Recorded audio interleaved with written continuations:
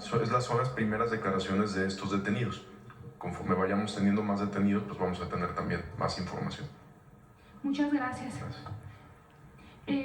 Presidente, en Ensenada, la primera etapa de la desalinizadora que opera desde el 2018 ya está cerca de llegar a su máxima capacidad. Entonces, podría haber una insuficiencia de agua potable ahí en Ensenada. Preguntarle si hay algún plan para abastecer de agua a Ensenada de su gobierno.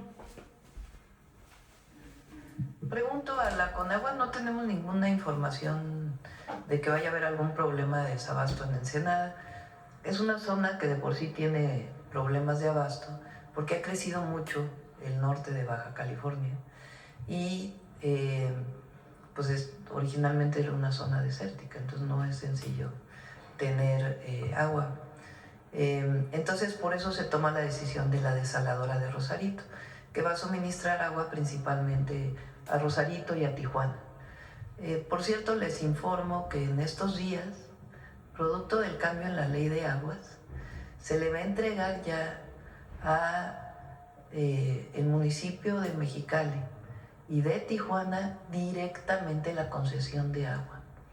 Es decir, ya no le van a tener que comprar agua a un distrito de riego que explotaba el agua de manera gratuita para su venta.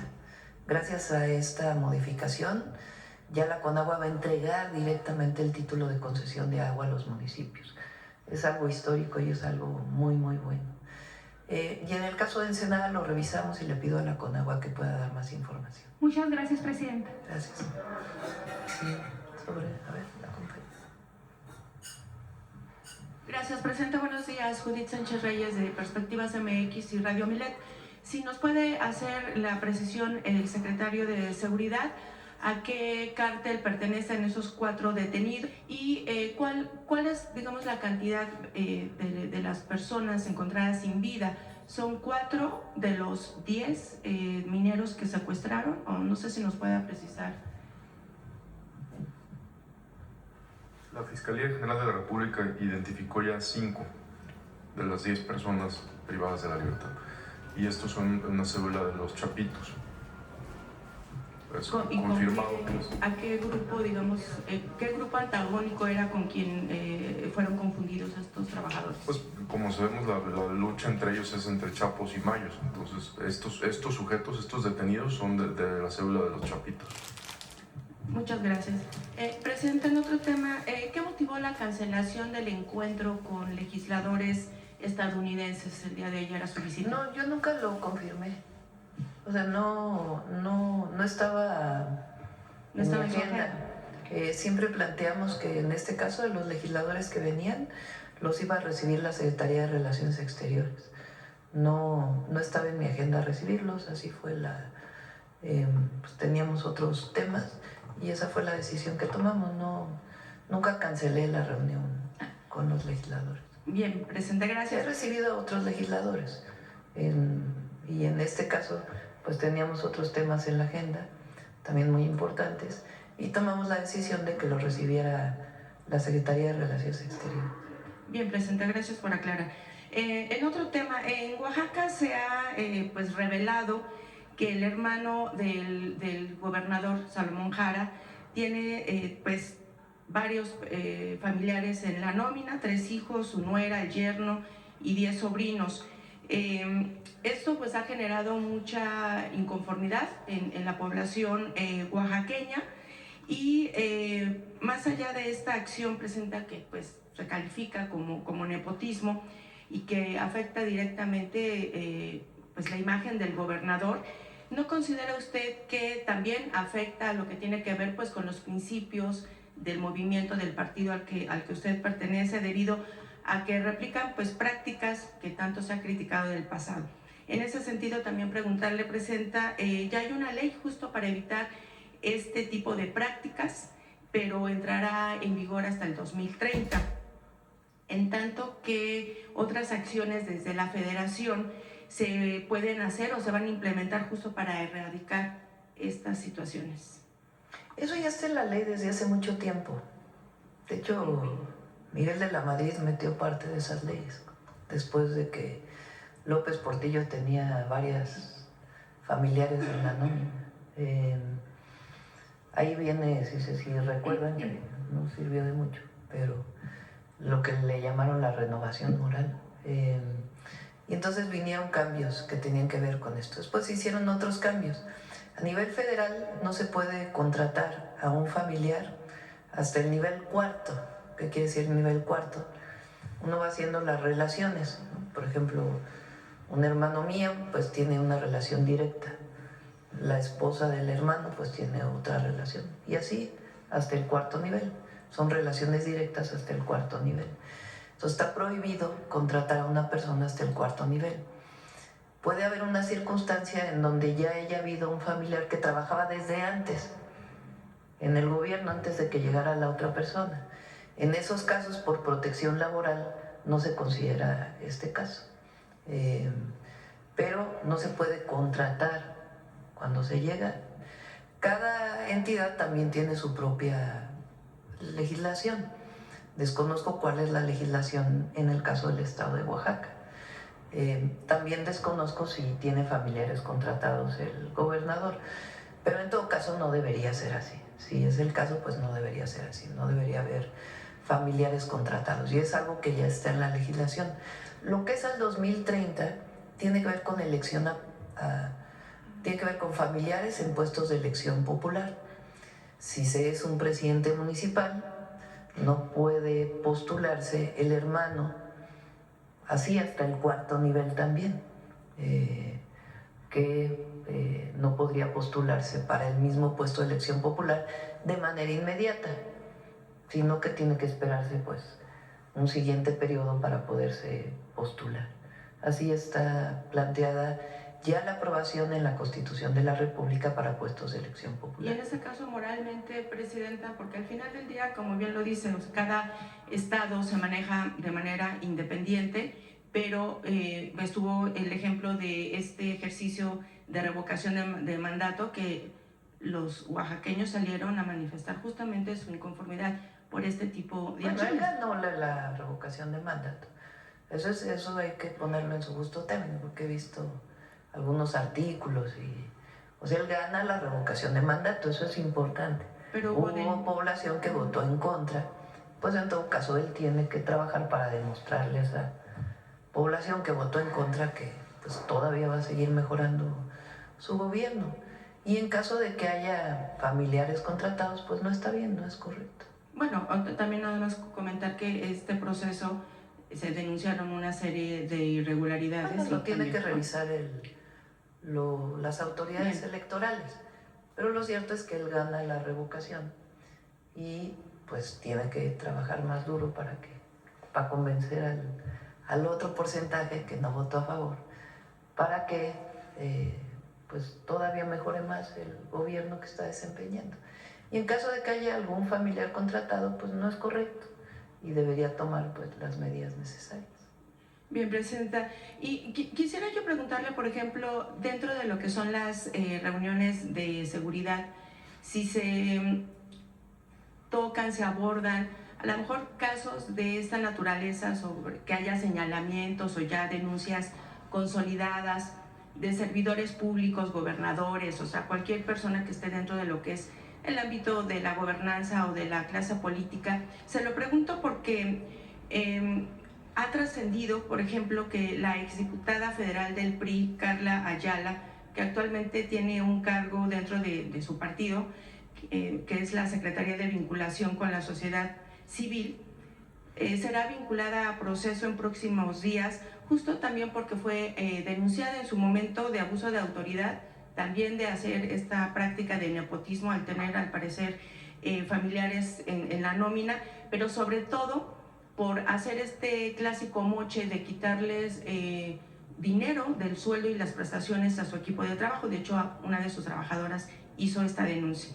Preguntarle en este sentido, ¿bajo qué medidas o con qué medidas coadyuva justamente el gobierno federal, respetando justamente esta división de poderes, para evitar que este tipo de casos se repliquen y que solamente se queden quizá en algunos señalamientos o las denuncias que sí están presentadas, pero que a veces están viciadas en o se vician dentro ya de las instituciones jurídicas, para que realmente haya un castigo y se evite que este tipo de prácticas sigan permeando en el país. Tiene que haber una denuncia, y particularmente a las instituciones anticorrupción o de función pública o de auditoría que haya en las distintas entidades de la República, o a las fiscalías. No en todos los casos, hay casos que se llegan a tocar en el gabinete cuando hay una denuncia, o en mi caso, por ejemplo, cuando voy por el país y me presentan una denuncia, pues lo canalizo de inmediato a la Fiscalía General de la República o en su caso al propio Gabinete de Seguridad para que se tomen pues las medidas para hacer las investigaciones conducentes. En todos los casos tiene que haber pruebas. Una vez que haya pruebas, pues entonces tiene que procederse a la sanción. ¿Y se da, digamos, monitoreo, seguimiento de qué es lo que sucede con este tipo de casos, Presidenta? La Fiscalía tiene que hacerlo y el Gabinete de Seguridad coadyuva en caso de que haya una denuncia directa al Gabinete de Seguridad. Entonces, si una persona tiene una denuncia de un acto de corrupción de algún servidor público, los invitamos a que presenten a la Fiscalía General de la República o a las fiscalías estatales, o en todo caso que se acerquen con el Gabinete de Seguridad para poder conocer, coadyuvar en la investigación y en todo caso apoyarlos para presentar la denuncia. Bien. Y finalmente, Presidenta, hace unos días la Suprema Corte de Justicia avaló la constitucionalidad del cobro a empresas que descargan aguas residuales en ríos, incluso cuando no es posible medir directamente el volumen de contaminantes por fallas o ausencia de medidores. Todo ello con la finalidad de fortalecer pues la vigilancia ambiental, pero sobre todo hacer que las empresas se hagan responsables. Sin embargo, presenta la propia paraestatal, Pemex, e industrias petroleras privadas extranjeras que ya han sido denunciadas, que ya tienen denuncias ante la Profepa, la ASEA y diversos tribunales judiciales federales y locales por contaminar ríos, lagunas y algunas zonas marítimas. Hasta la fecha no han acatado estas condenas, argumentando que no tienen dinero para hacerlo.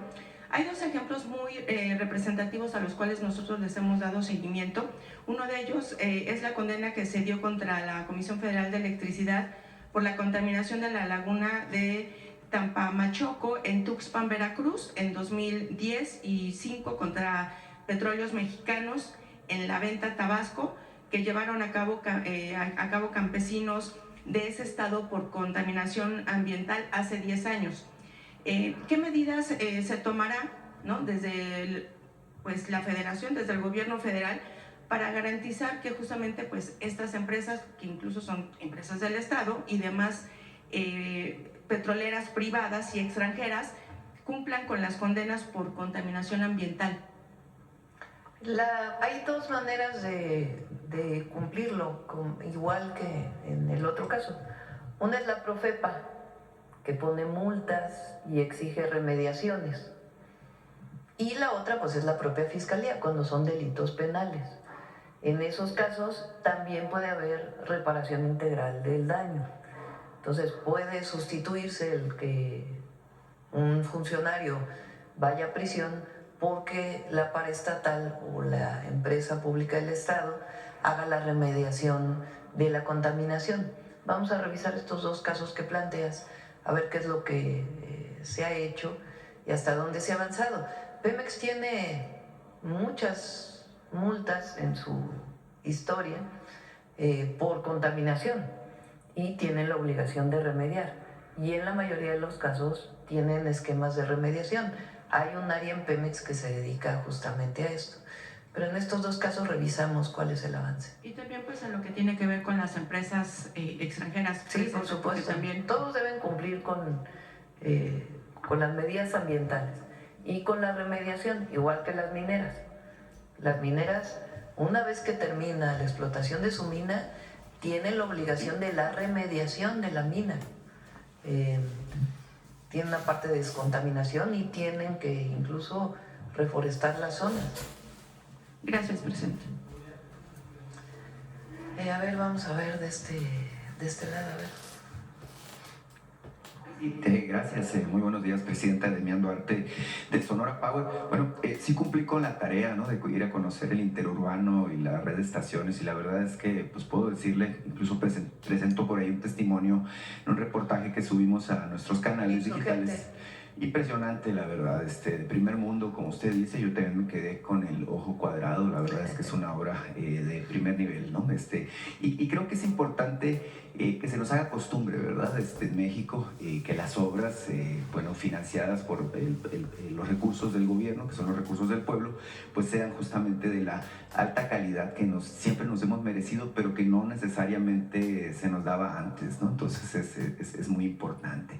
Sobre un hecho que ocurrió el día 5 de febrero pasado, se publica en el Diario Oficial de la Federación, bueno, pues un decreto que en muchos niveles hace pues justicia. En este tema se trata de una reforma a la ley reglamentaria del servicio ferroviario, bueno, que esto se publicó desde julio del año pasado, pero hubo un dictamen de la autoridad investigadora de la Comisión Nacional Antimonopolio que se publica justamente la semana pasada y que determina que no existen condiciones para la competencia efectiva en diversas regiones y segmentos del mercado ferroviario en México.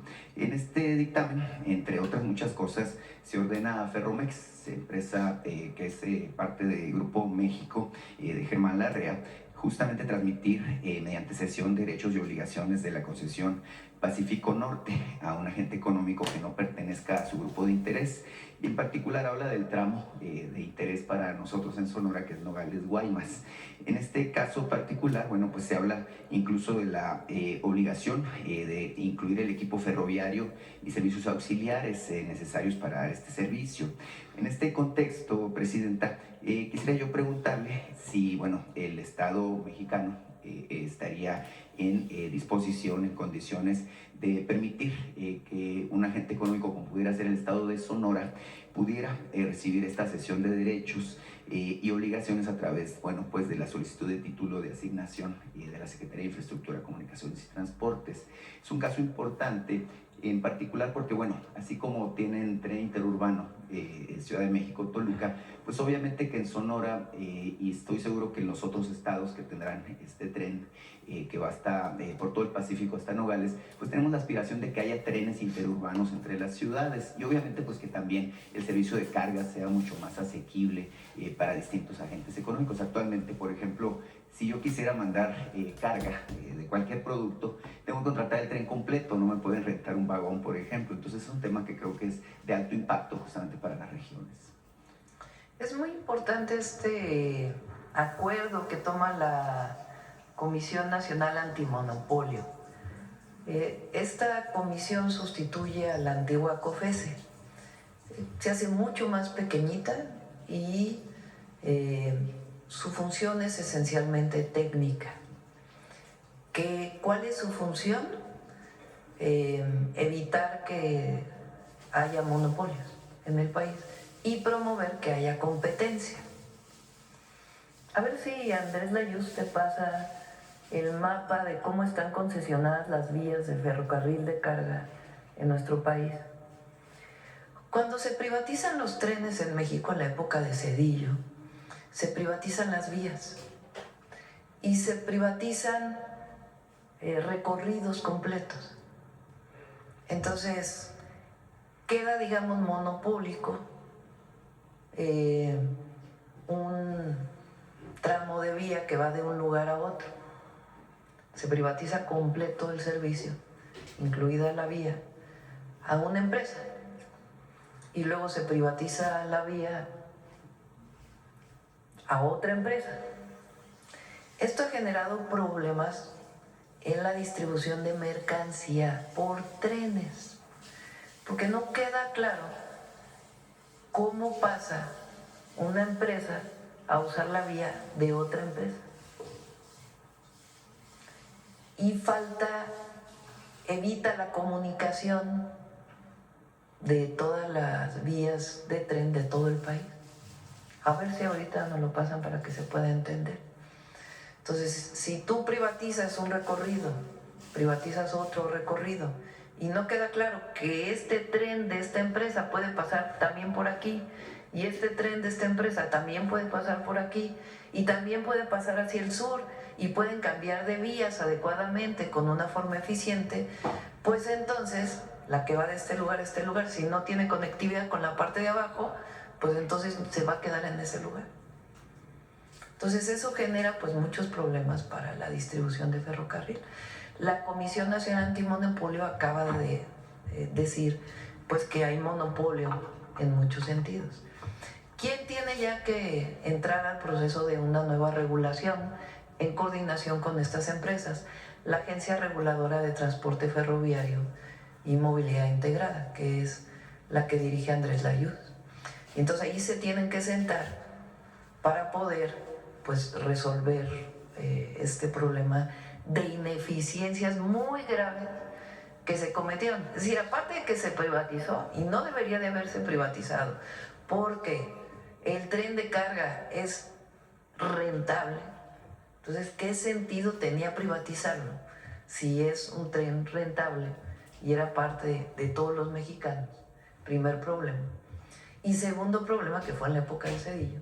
Y segundo problema, la manera en que se privatizó, que generó monopolios por zonas, por regiones. Entonces, es hasta ahora que la Comisión Nacional Antimonopolio hace esta resolución. Y tiene que haber pues una revisión de cómo evitar y cómo hacer más eficiente el traslado de mercancías en nuestro país y ver si hay otros que puedan participar en este proceso. Bueno, es muy importante, como sabe, en su visita reciente a Sonora, pues estuvimos en el puerto de Guaymas, en el recinto portuario, y ahí obviamente pues se habló de la importancia innata que tiene justamente el tren para la movilización de todo tipo de mercancías. En el puerto, bueno, actualmente se mueven lo que son minerales, lo que son granos, y usted vio el proyecto, bueno, integral que se está desarrollando ahí, que incluso plantea la perspectiva de movilizar automóviles, autopartes y algunas otras cosas. Justo derivado de su presencia en este importante acto que se realizó en su visita a Sonora, le quiero preguntar, esta pregunta se la planteé en Tijuana y usted pidió tiempo para revisar el caso.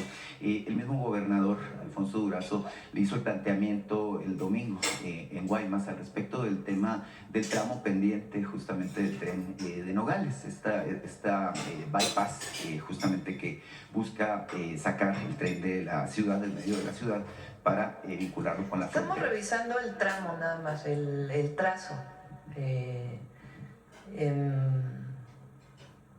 Y ya pues daremos muy pronto la solución. Sí, le insisto en el tema porque hay preocupación evidentemente porque pues tiene un año paralizada esta obra y el tema es que se inunda, ¿no? Como es un túnel que corre. Sí, no se va a dejar así, pero tenemos que revisar el trazo. Que es algo importante. Claro. Justamente en el contexto de su visita a Sonora, Presidenta, sé que la abordaron habitantes de la región de Nacozari. En particular me contactaron después de su visita para hacerme ver un asunto que a ellos preocupa mucho. Mire, usted sabe que en Sonora tenemos estrés hídrico, incluso pues hay un plan hídrico pues, que está ya planteado y que la idea pues, es que se complete. Me dicen los habitantes de Nacozari que ellos dependen de una cuenca que es la del río Moctezuma, bueno, que hay una presa en desarrollo que tiene desde tiempos, imagínense, del gobierno de Guillermo Padres, que fue del año 2009 al 2015, que se inició la obra, se invirtieron alrededor de 80 millones de pesos ahí y nunca se terminó la construcción de la presa que se llama Centenario. Es un asunto importante porque Nacozari además tiene un problema de que no tienen fuentes de agua potable a la mano.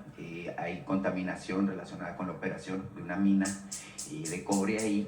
Y bueno, pues es una problemática histórica que ellos padecen. Me dicen que le entregaron incluso pues algún oficio, en términos de que pues, la necesidad es que se requiere que se le asignen recursos para terminar esta presa. Estamos hablando de alrededor de 140 millones de pesos. Y en este mismo tópico, mire,